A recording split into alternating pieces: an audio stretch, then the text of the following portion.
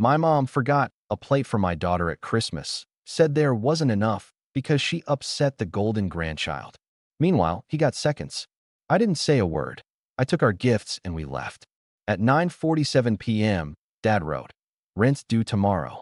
I didn't make a scene. My name is Alex. I'm 35, an IT support lead, older brother by 4 years, husband to Sarah, and dad to a 7-year-old named Lily who I adopted when she was 3. I'm the one who labels the holiday bins, keeps a battery drawer, and shows up early with folding chairs just in case. I don't drink much. I don't shout.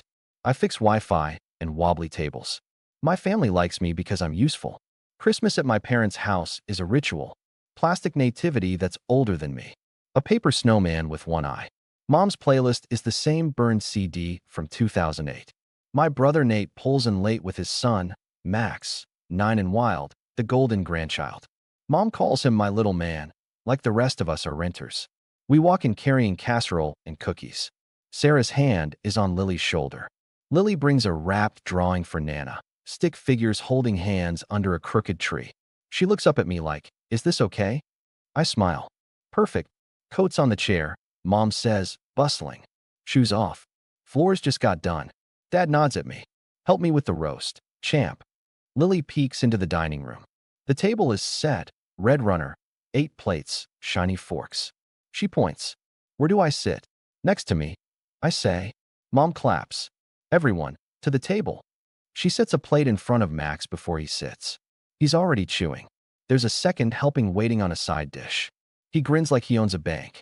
Lily slides into her chair. She looks at the placemat. There's no plate, no fork, just a bare square with a smear where a candy cane melted last year. I keep my voice light. "Hey, Mom, we need a place setting for Lily." Mom doesn't look up. There wasn't enough. She upset Max, remember? Sarah presses her knee against mine. "What?" Nate shrugs. "She bumped his tower." "It was cups," Lily whispers. I said sorry. Mom waves a hand. "We don't reward bad behavior." Max reaches for seconds. Mom serves him with a laugh. "Growing boy."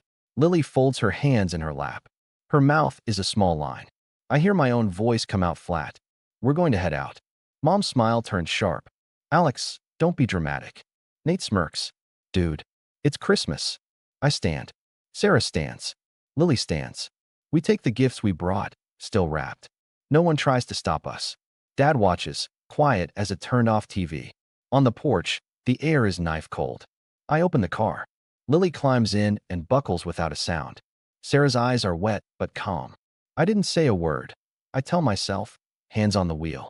We're not making a scene. We pull away. The house shrinks in the mirror. The burned CD keeps playing behind the door we closed. I don't check my phone. Not yet. We adopted Lily after a year of classes, inspections, and forms thick as bricks. The day the judge banged the gavel, Lily clutched a stuffed fox and whispered, "Am I yours now?" I said, "Forever," and meant it so hard it hurt. My parents told me they were proud. They took a photo with the judge. Mom framed it and put it on a side table between 2 pictures of Max. At family dinners, she'd point to the adoption photo like a souvenir from a trip we took once. Nate was neutral about it until he realized adoption didn't involve baby showers with gift registries. He calls Lily, "Your girl," like there's a distance he can't be bothered to cross. Max calls her not really cousin, which he probably didn't invent. Money sits on the table in our family the way salt does. Always there, used without thinking. When I got my first help desk job, Mom started texting quick favors. The internet bill was confusing. The car insurance was time-sensitive. Nate needed a bridge loan between bartending shifts. Dad's back went out, and suddenly I was covering for a month, stretched to 3. Sarah is a nurse. She works nights sometimes. We don't swim in money, but we plan. We say no to vacations and yes to dental. We budget. We refill the savings with a scoop the size of a spoon. Every December, the choreography repeats. Mom assigns dishes and slips in a big-ticket item to us because we're reliable. Turkey once. Ham twice. "You get points on your card," she says, like points are a currency we can feed our kid. When I ask to split costs, Mom gets soft. "Don't make this about money, sweetheart." Nate gets loud. "Dude, I'm between gigs." He's been between gigs for 3 years. Max never seems to run out of new shoes. Before Christmas this year, Mom called with her cheerful voice. Can you grab the roast? And the good napkins, the ones with the gold edge? And wine, 2 reds, 1 white. Oh, and plates, ours are chipped. You know where to find a deal. I said, we can bring sides and dessert. That's our cap. She went quiet for a beat. It's Christmas, Alex. Don't nickel and dime the season. Sarah squeezed my hand. I said, we've got our own bills.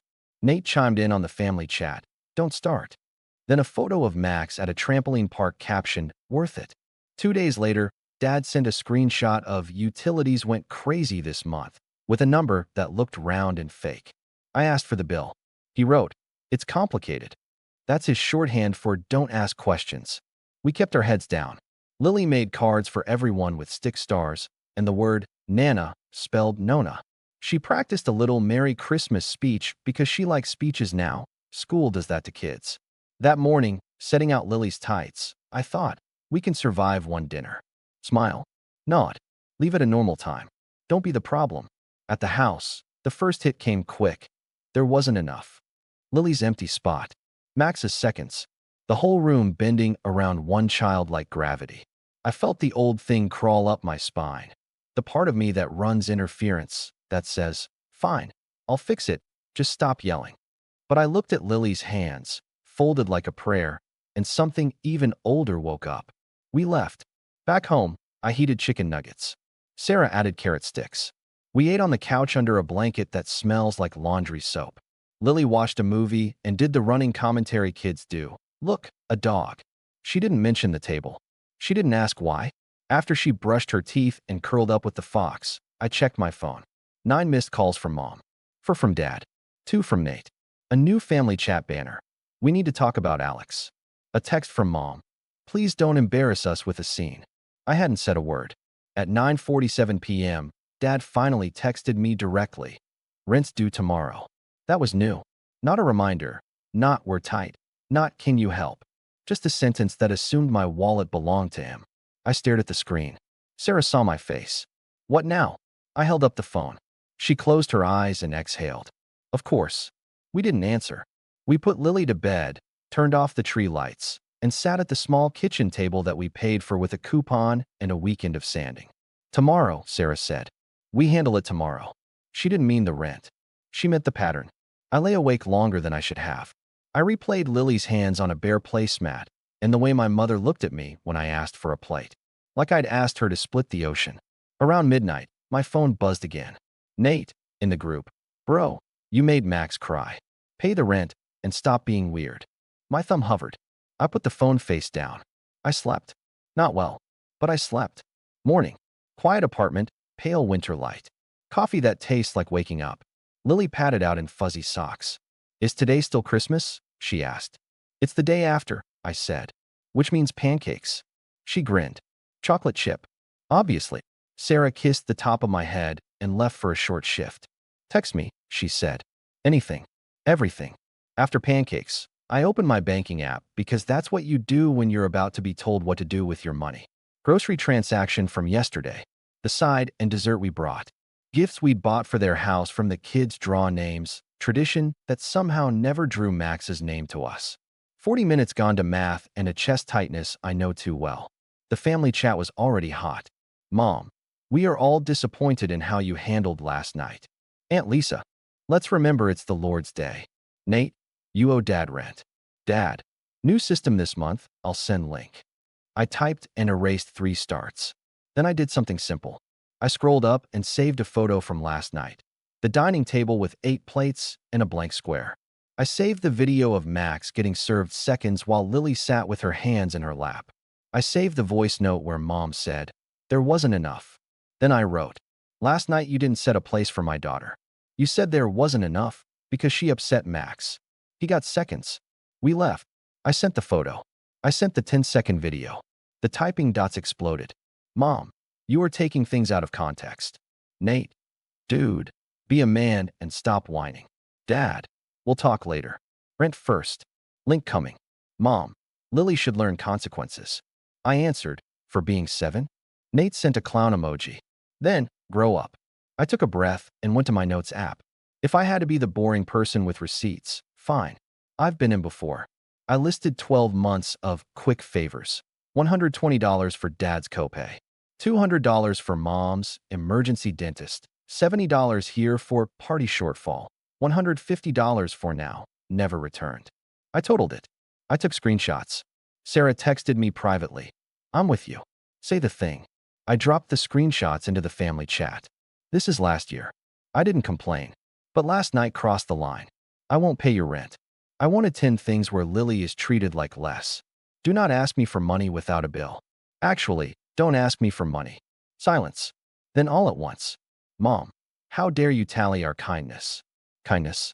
Dad, pay rent first, argue later. Nate, my kid is not the problem. I answered him. Your kid is not the problem. The way you treat my kid is. He replied, if she didn't knock his build. It was cups, I said. And she apologized. Mom switched tactics. Your father's blood pressure is up. He's stressed. This isn't good for his heart. There it was. The health grenade. The one that means, if something happens to him, it's on you. My stomach did the old twist. Then I looked at Lily, who was drawing a fox wearing a scarf, humming to herself. I typed 3 letters. No. Mom. No what? No to paying your rent. No to pretending last night was normal.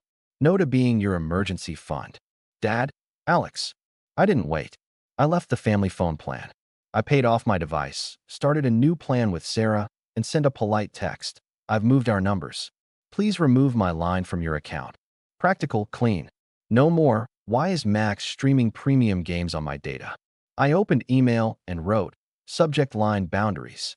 I kept it short. For bullets. I will not pay your rent. I will not be part of events where Lily is excluded. I will only discuss money with actual bills attached. Do not contact Sarah about this. I CC'd Sarah. I BCC'd myself. The doorbell rang at 10:40. Dad, alone, wearing the good coat he saves for weddings and meetings with bank managers. He looked tired, hopeful, a little ashamed.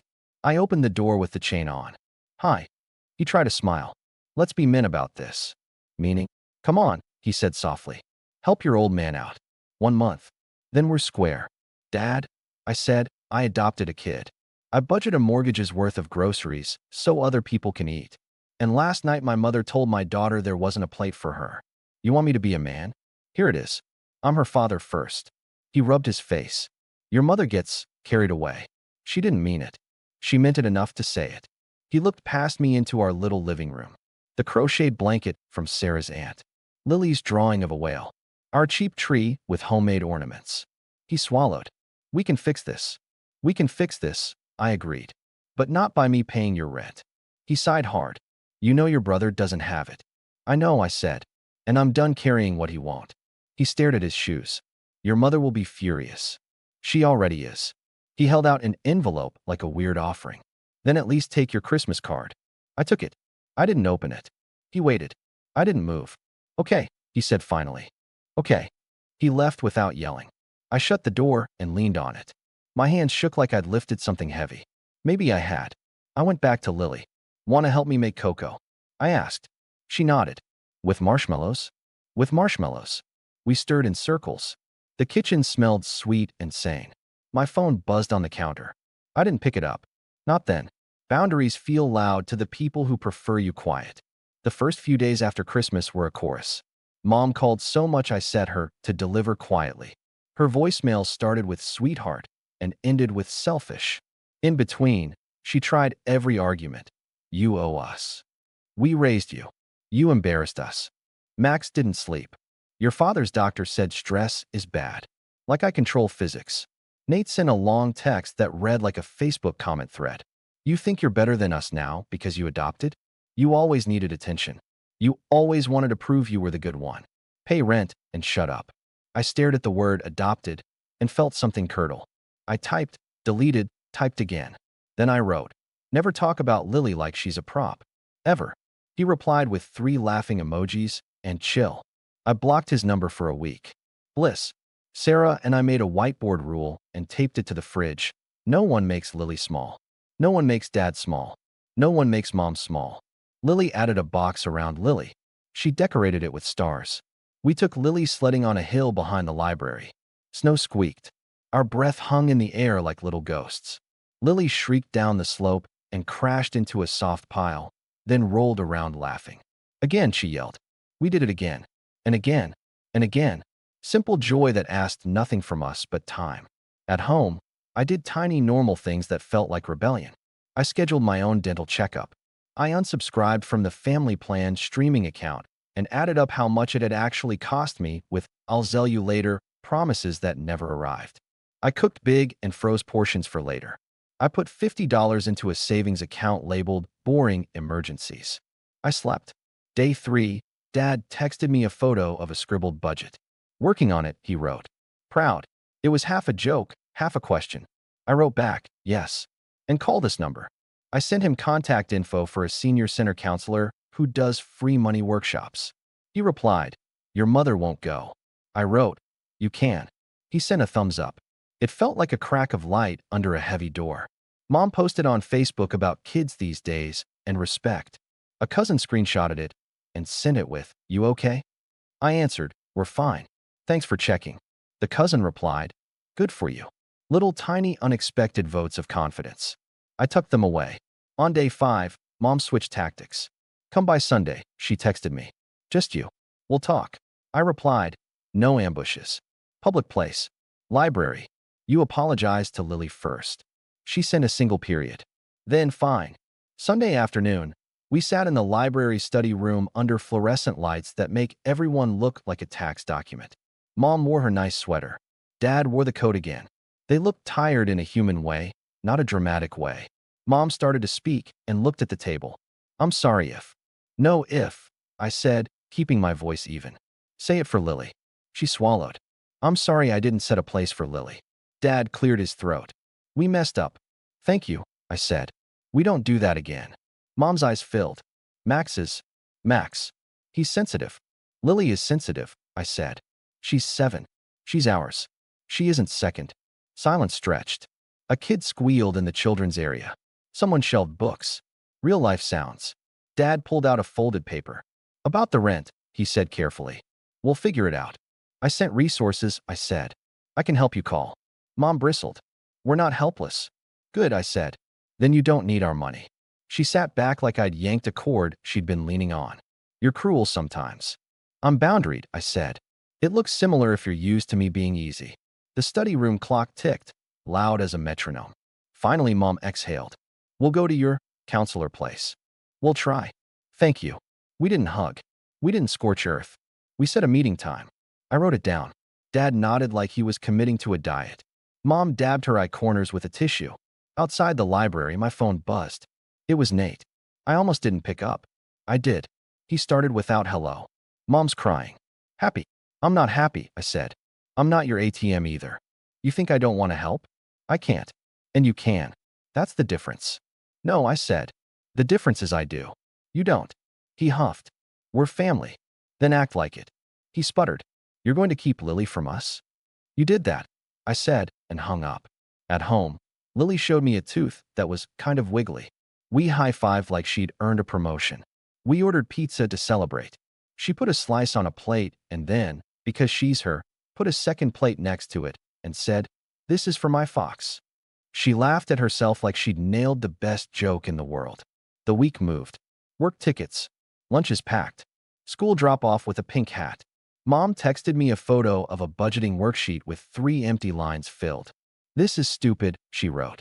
Then, but okay. Progress looks weird in my family. I'll take it. One evening, Sarah and I did the audit we'd been avoiding. We opened our shared notes and wrote, what changes? My finger hovered. Then I typed, vacation fund? Sarah's mouth fell open. Are we allowed? She joked. We set up an automatic transfer of $25 every paycheck. Small. Laughably small. Also everything. At bedtime, Lily whispered, did I do wrong at Christmas?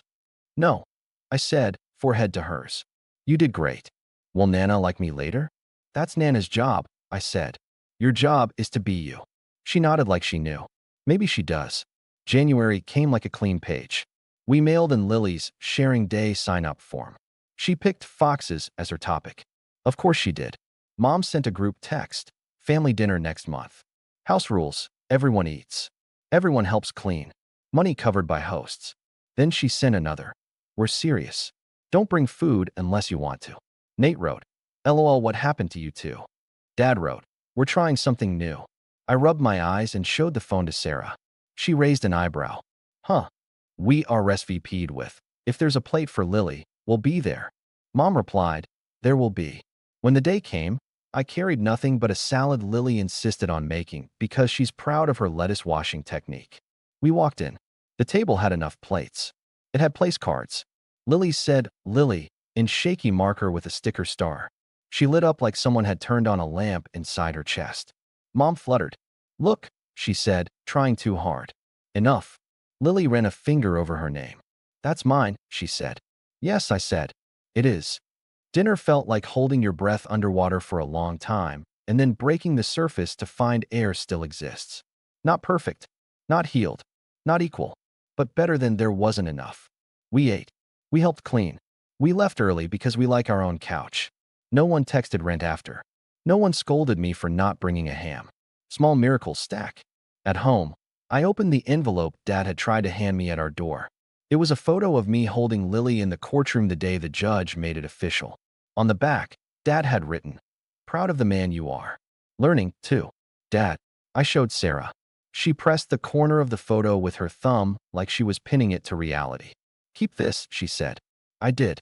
This is what I know now. In plain words I can stick to the fridge. Love without respect is a bill that never stops coming. If I pay it, I teach my daughter to hand over her plate with a smile and call that kindness. I won't. I'm her father. That's my whole job. I didn't make a scene. I made a boundary. I didn't send a speech. I sent screenshots and a no. I didn't slam the door. I locked it and opened it later with terms. Mom still pokes. Nate still sulks. Dad sends pictures of the garden, dirt to sprouts. Sometimes he adds, progress. Sometimes he just adds a green check mark. Fine. Lily's whiteboard rules live on our fridge. No one makes Lily small. No one makes Mom small. No one makes Dad small. She added a fourth last week. Practiced letters, tongue out. Everyone gets a plate. That's it. That's the moral. Everyone gets a plate. If you forget, we leave. When my phone buzzes at 9:47 p.m. now, it's usually a blurry photo of Lily and the fox tucked under a quilt, both asleep, both pretending. No rent links. No emergency guilt. Just my life, quiet and paid for by us. I didn't make a scene. I just decided who I am in this family. And then I acted like it.